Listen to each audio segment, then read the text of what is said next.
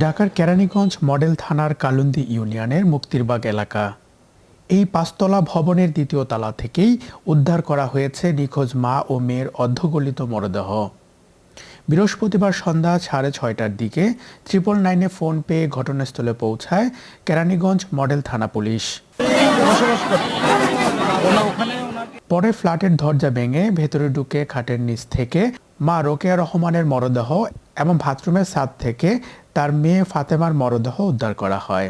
দরকার মেয়েকে আটকাইছে, হয়তো বা তার চেন নেওয়ার জন্য জোরাজুরি করছে, দেয় নাই। মাকে ফোন দিয়ে আনাইছে, তারা হয়তো বা কোনো জোরাজুরি করছে, এইগুলো মনে করেন যে সামান্য চেনের জন্য তাদের দুইজনের হত্যাকাণ্ডের শিকার। বৃহস্পতিবার সন্ধ্যা থেকে আমরা ফোন বন্ধ পাইছি, তারপরে শনিবার দিন এই বাসায় খুঁজাখুঁজির পর দিয়ে ঘর তালা মারা। না, আমার ননদের বাসার তালা মারা।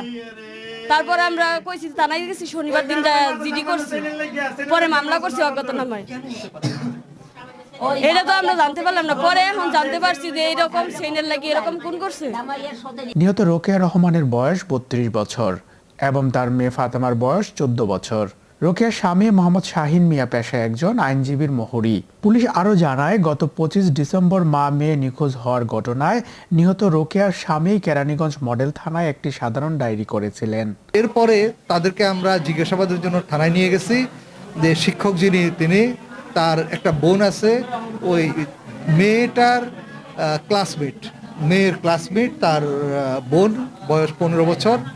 আরেকটা ছোট মেয়ে আছে, বোন আছে, তার বয়স 11 বছর, এবং ওই শিক্ষক মহিলা যিনি, ওনার হাজবেন্ড। এদের চারজনকে আমরা থানায় জিজ্ঞাসাবাদের জন্য এখন নিয়ে গেছি। মরদেহ দুটি ময়না তদন্তের জন্য স্যার সলিমুল্লাহ মেডিকেল কলেজ হাসপাতালের মর্গে পাঠানো হয়েছে। এই ঘটনায় গৃহশিক্ষিকা মিম সহ 4 জনকে জিজ্ঞাসাবাদের জন্য পুলিশ হেফাজতে নেওয়া হয়েছে। এ বিষয়ে মামলা প্রক্রিয়াধীন রয়েছে।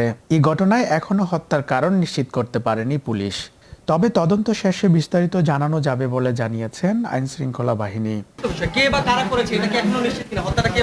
আমরা জিজ্ঞাসাবাদের জন্য ওদেরকে নিয়ে গেছি। জিজ্ঞাসাবাদে অবশ্যই আমরা এটা অ্যাসার্টেন করতে পারবো, নিশ্চিত আমরা পাবো। জি।